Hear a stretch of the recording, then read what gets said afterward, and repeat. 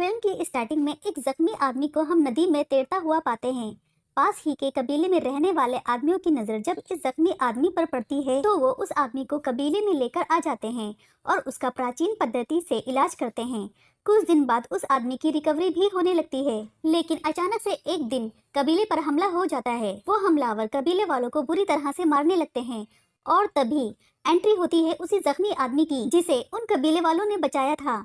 और वो आदमी सभी हमलावरों को एक एक करके मार देता है और वो कबीले वालों का मसीहा बन जाता है, लेकिन उसको अपने बारे में कुछ भी याद नहीं होता।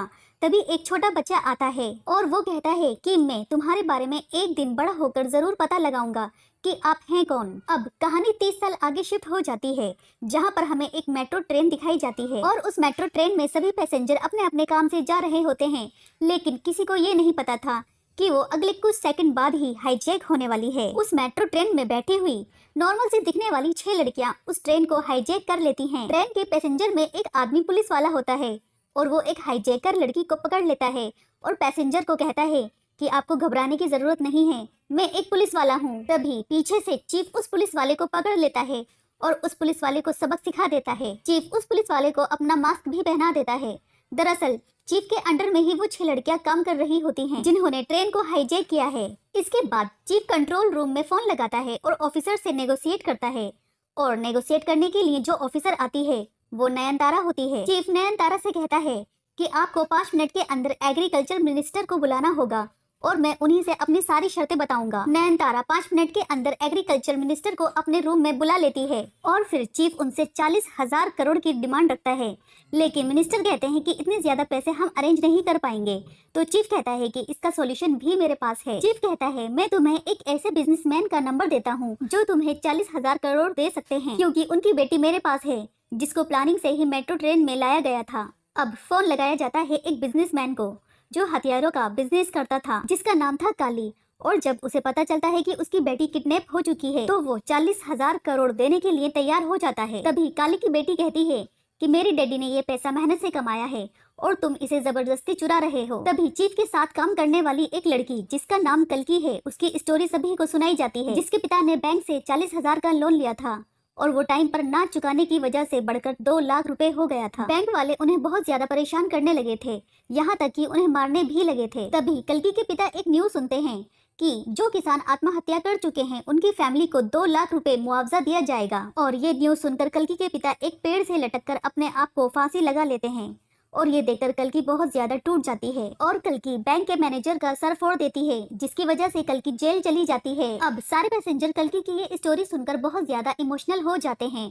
और वो चीफ का साथ देने के लिए तैयार हो जाते हैं। अगले स्टेशन पर नयनतारा अपनी पूरी टीम के साथ चीफ को पकड़ने के लिए तैनात होती हैं, लेकिन चीफ सभी पैसेंजर को अपना गेटअप दे देता है और सभी पैसेंजर ने अपने चेहरे पर चीफ वाला मास्क पहन लिया था, जिसकी वजह से नयनतारा किसी को भी पकड़ नहीं पाती और चीफ की पूरी टीम बड़े आराम से वहां से निकल जाती है। और जो पैसा उन्होंने काली से लिया था वो सारा पैसा 7 लाख किसान जो कि कर्ज में डूबे हुए थे सभी के अकाउंट में पहुंचा दिया जाता है। यहाँ पर हमें पता चलता है कि चीफ की 6 लड़कियां जेल में रहती हैं और जिस जेल में ये लड़कियां रहती हैं चीफ उसी जेल का जेलर है जिसका नाम आजाद है। अगले सीन में हम कावेरी अम्मा को देखते हैं जिन्होंने आजाद को पाला है।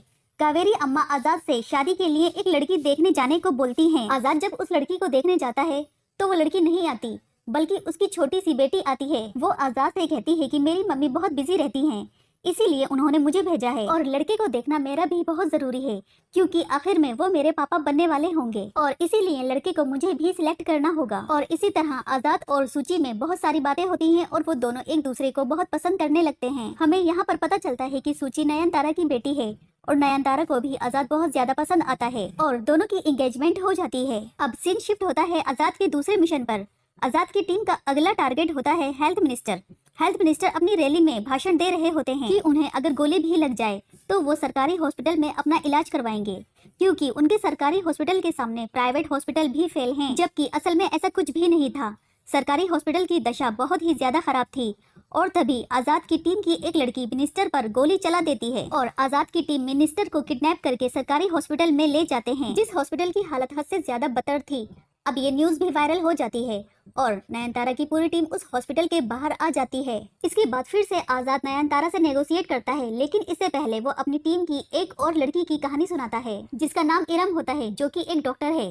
गोरखपुर के हॉस्पिटल में 57 बच्चे बहुत नाजुक हालत में आते हैं जिन्हें ऑक्सीजन की बहुत ज्यादा जरूरत थी, लेकिन कुछ बड़े डॉक्टर्स की वजह से वो ऑक्सीजन उन बच्चों तक नहीं पहुंच पाती और उन 57 बच्चों की डेथ हो जाती है।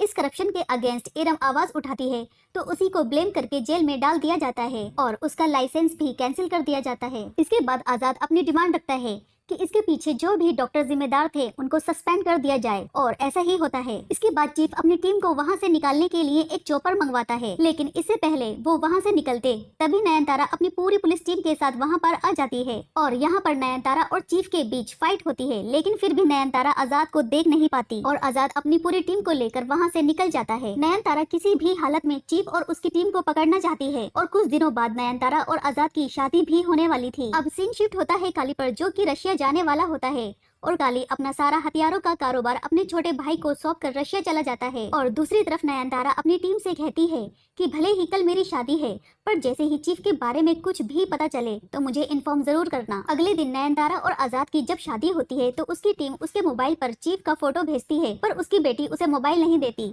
और उसकी शादी आजाद से हो जाती है। रात को जब आजाद अपने काम के बारे में नयनतारा को बताने वाला था, तभी नयनतारा उसके बताने से पहले ही अपना मोबाइल देखती है और नयनतारा को यहाँ पर पता चलता है कि जिसे वो ढूंढ रही है वो आजाद ही है। आजाद नयनतारा को समझाने की कोशिश करता है, पर नयनतारा उसके ऊपर गन पॉइंट कर देती है। तभी कुछ लोग उन दोनों पर हमला कर देते हैं। यहाँ पर हमें पता चलता है कि इन दोनों पर हमला करने वाला काली का भाई है। असल में काली को पता चल चुका था कि इतने सारे पैसे लेने वाला और कोई नहीं बल्कि आजाद है, और इसीलिए काली का भाई आजाद और नयनतारा को किडनैप कर लेता है। काली का छोटा भाई नयनतारा और आजाद को बुरी तरह से पीटता है। तभी वहाँ पर एंट्री होती है विक्रम राठौर की, जो कि आजाद के पापा हैं, और इसके बाद हमें विक्रम राठौर की कहानी बताई जाती है, जो कि एक स्पेशल कॉप हैं और उन्हें एक मिशन के लिए बाहर भेजा जाता है।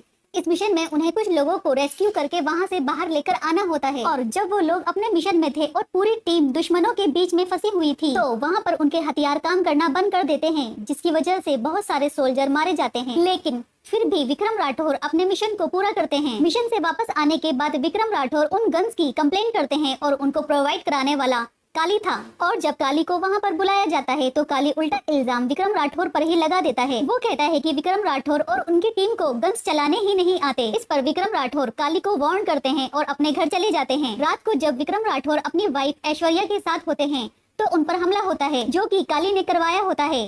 काली के आदमी विक्रम राठौर को बहुत ही बुरी तरह से पीटते हैं और उन्हें पानी में फेंक देते हैं, और विक्रम राठौर की पत्नी से कहते हैं कि वो देश की इंफॉर्मेशन को विदेशियों को बताते थे और ऐसे आदमी को सजा मिलनी ही चाहिए। और इस फॉर्म पर वो ऐश्वर्या का साइन भी लेना चाहते थे, लेकिन ऐश्वर्या उस फॉर्म पर साइन नहीं करती और वो ऑफिसर को मार देती है और ऐश्वर्या को अरेस्ट कर लिया जाता है देश के गद्दार का साथ देने और एक ऑफिसर को जान से मारने के जुर्म में। ऐश्वर्या को फांसी की सजा सुनाई जाती है, लेकिन फांसी लगाने से पहले पता चलता है कि ऐश्वर्या प्रेग्नेंट है और कानून के अकॉर्डिंग एक प्रेग्नेंट लेडी को फांसी नहीं लगाई जा सकती जब तक उसका बच्चा 5 साल का ना हो जाए। दूसरी तरफ हम विक्रम राठौर को देखते हैं जिनकी याददाश्त चली जाती है और वो एक गाँव वालों को मिलते हैं, जो कि हमें फिल्म के स्टार्टिंग के सीन में दिखाया गया था। अगले सीन में हम ऐश्वर्या को देखते हैं जो कि जेल में एक बच्चे को जन्म देती है जिसका नाम आजाद होता है, और वो उसी जेल में अपनी माँ के साथ 5 साल रहता है। जब वो 5 साल का हो जाता है तो ऐश्वर्या को फांसी दे दी जाती है। फांसी लगने से पहले ऐश्वर्या आजाद से एक प्रॉमिस लेती है कि वो अपने पापा के ऊपर लगे हुए झूठे इल्जाम को हटाएगा और उनकी इमेज क्लियर करेगा। फांसी के बाद उस जेल की जेलर कावेरी आजाद को अडॉप्ट कर लेती है और आजाद अपनी माँ को दिया हुआ वादा ही पूरा कर रहा होता है। इसके बाद कहानी शिफ्ट होती है प्रेजेंट सीन में, जहाँ पर विक्रम राठौर आजाद को बचा लेते हैं, लेकिन विक्रम राठौर की अभी भी याददाश्त वापस नहीं आई थी। एक्चुअली ट्रेन हाईजैक के टाइम पर जो पुलिस ऑफिसर मेट्रो ट्रेन में आजाद को मिला था, असल में वो वही बच्चा था जिसने विक्रम राठौर से अपने बचपन में प्रॉमिस किया था कि वो उसके बारे में एक दिन बड़ा होकर जरूर पता लगाएगा कि वो कौन है। और वो जैसे ही आजाद को देखता है तो वो उसके बारे में पूरी इंफॉर्मेशन निकालता है और उसे पता चलता है कि विक्रम राठौर आजाद के पापा हैं। पुलिस ऑफिसर विक्रम राठौर को यहाँ पर लेकर आया था। यहाँ पर नयनतारा को पता चल चुका था जिसे वो ढूंढ रही है वो आजाद है, और आजाद के बारे में जानने के लिए वो जानबूझकर कैदी बनकर जेल में चली जाती है ताकि उसे आजाद की बाकी की कहानी पता चल सके। और वो जेल जाकर वहाँ की लड़कियों को इमोशनल कर देती है और वहाँ की लड़कियां नयनतारा को आजाद की कहानी बताने लगती हैं। आजाद की कहानी सुनकर नयनतारा अब आजाद का साथ देने का डिसाइड करती है, क्योंकि वो समझ चुकी थी आजाद जो भी कर रहा है वो लोगों की भलाई के लिए कर रहा है। और ये सब बातें नयनतारा का कलीग भी सुन लेता है, क्योंकि नयनतारा का जेल में जाने से पहले ये प्लान था कि वो माइक लगाकर जेल के अंदर जाएगी, और इसीलिए वो सारी बातें नयनतारा का कलीग भी सुन लेता है। अब नयनतारा का कलीग उन सभी लड़कियों को और नयनतारा को एक जगह पर बुलाता है और उन्हें काफी ज्यादा पीटने लगता है। और यहाँ पर हमें पता चलता है कि नयनतारा का कलीग भी काली के साथ मिला हुआ था। काली उसको ऑर्डर देता है कि नयनतारा समेत उन सभी लड़कियों को खत्म कर दो और साथ ही नयनतारा की बेटी को भी खत्म कर दो। और जैसे ही ये बात आजाद को पता चलती है तो आजाद और विक्रम राठौर नयनतारा को बचाने के लिए निकल पड़ते हैं। आजाद और विक्रम की वहाँ जाकर गुंडों से फाइट होती है और वो सभी लड़कियों को बचा लेते हैं, लेकिन इसी बीच आजाद की लड़कियों में से एक लड़की की मौत हो जाती है और वो उसे बचा नहीं पाते। इस पर नयनतारा कहती है कि अब वो उनका साथ देगी और वो अपने अगले मिशन के लिए निकल पड़ते हैं, जो काली होता है, क्योंकि काली को सबक सिखाना जरूरी था। दूसरी तरफ हमें काली को दिखाया जाता है जो कि पॉलिटिक्स में आना चाहता है, क्योंकि वो अपने बिजनेस को बढ़ाना चाहता है, जो कि पॉलिटिक्स में आने के बाद ही पॉसिबल हो सकता है। और वो इस चीज के लिए एक पॉलिटिकल पार्टी को बहुत सारा पैसा भी भेज रहा होता है। और जब आजाद और विक्रम को इस बारे में पता चलता है तो वो काली का पूरा पैसा लूटने का प्लान बनाते हैं। आजाद और विक्रम राठौर शानदार फाइट और एक्शन सीन के साथ काली का सारा पैसा लूट लेते हैं और साथ ही गवर्नमेंट की ईवीएम वोटिंग मशीन भी चुरा लेते हैं। और वो सारी वोटिंग मशीन आजाद की जेल में रखी जाती हैं। और आजाद इस तरह से दिखाता है कि उसने सारी जेल की लड़कियों को होस्टेज बनाया हुआ है। अब आजाद फिर से अपनी एक डिमांड रखता है जो कि वहाँ की गवर्नमेंट को पूरी करनी थी। वो अपनी डिमांड रखता है कि जितनी भी हानिकारक फैक्ट्रियां हैं उन सबको बंद कराया जाए, क्योंकि उन फैक्ट्रियों से निकल रहे केमिकल और पॉल्यूशन की वजह से बहुत सारे लोगों की जानें जा रही थी। और उन सब डिमांड्स को मान भी लिया जाता है, क्योंकि कुछ दिनों बाद ही इलेक्शन थे और वोटिंग मशीन आजाद के पास थी।